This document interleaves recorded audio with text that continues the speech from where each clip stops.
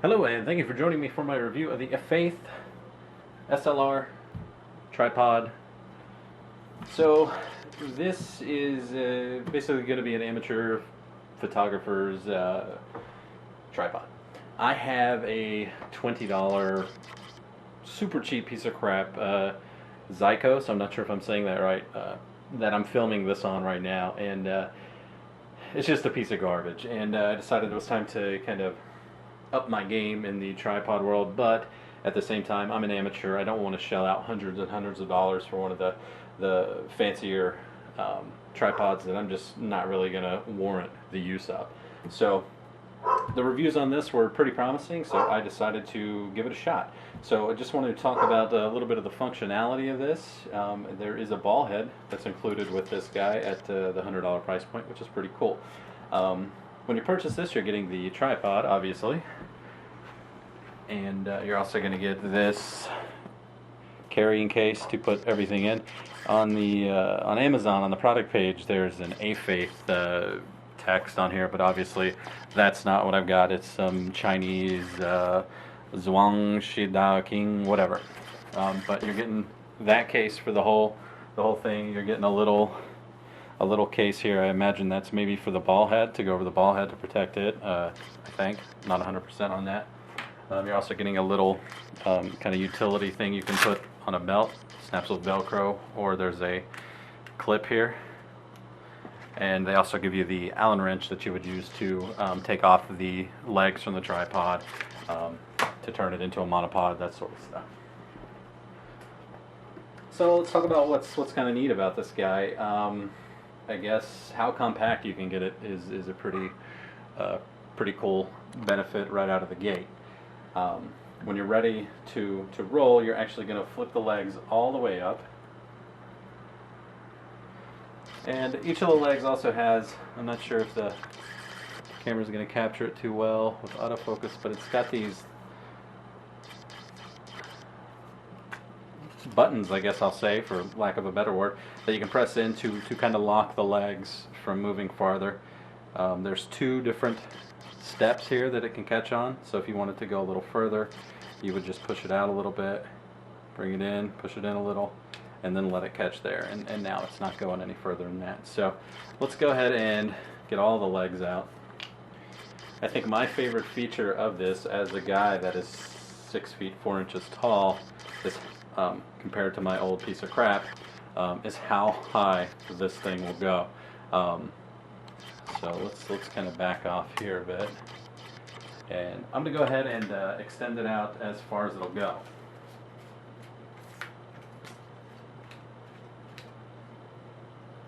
And actually, I'm just going to check one thing on my camera here, just to make sure that I'm capturing everything good enough for you guys.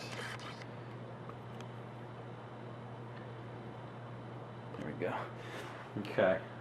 So as you can see, that's the head now. That's as high as the head's going to go.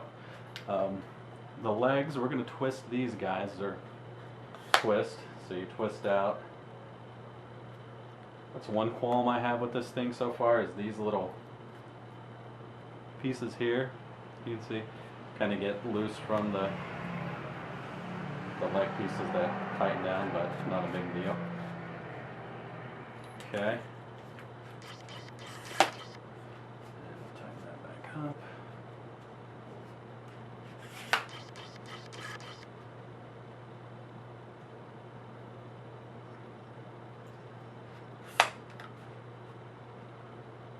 I mean, you can already see how tall it goes. But I'm going to go ahead and do all legs. Be a little quicker about it.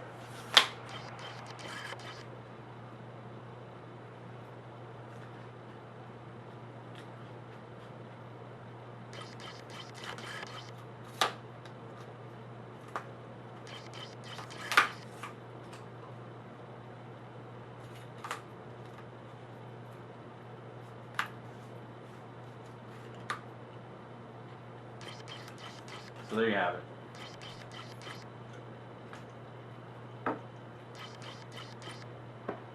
So at 6'4", when I put my camera up here, I mean, I barely have to bend over to look into the lens. Another cool feature that's photographed in the on the product page is you can flip these guys over.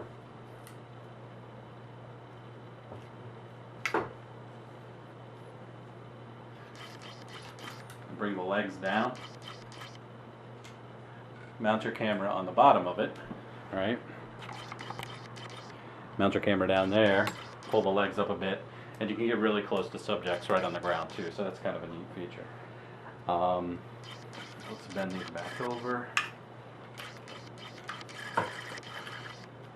Okay.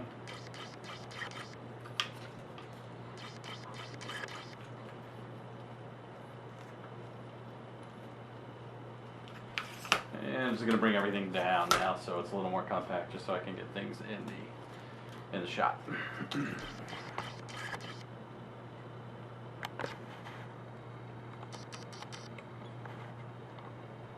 Okay. So for the ball head itself, you do have the plate you can pull off and just toss that right on the bottom of your camera. So quick and easy attachment to the tripod when you're ready to go. Awesome feature. I think most of the higher end cameras come with that, so not a huge deal. But then you got the ball head itself. I saw a lot of people commenting about the ability to pan and tilt, I guess for motion captures for video.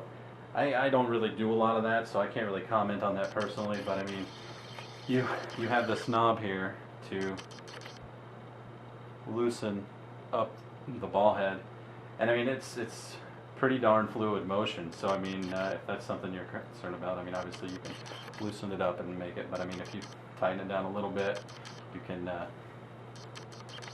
obviously play with it and get things a little tighter, a little looser. Okay. Then you might also be interested in the ability to turn it this way with this knob. Okay. You can loosen that way up so it's nice and loose. You can tighten it down so it's much harder to turn.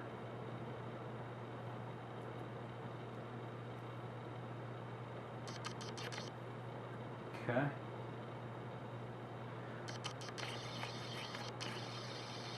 You've also got levels.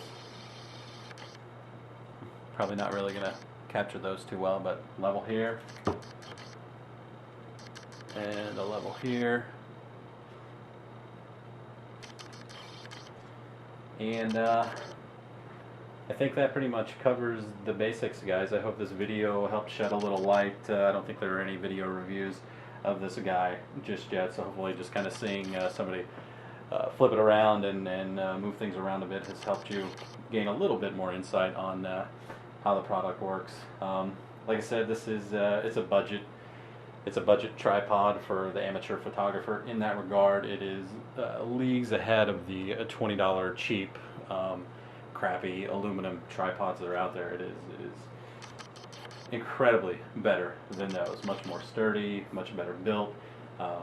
But again, you're just not shelling out hundreds of dollars for like a professional level tripod. But if you're kind of in the same situation, you have a crappy tripod like I did and you want to up your game, but you're not a pro and you don't want to spend hundreds and hundreds of dollars on a pro level tripod, then I think this is a no-brainer at this price point. 5 stars easily. I would highly recommend that you check it out. If you guys have any questions on things I didn't cover, please feel free to leave a comment, and thanks for watching.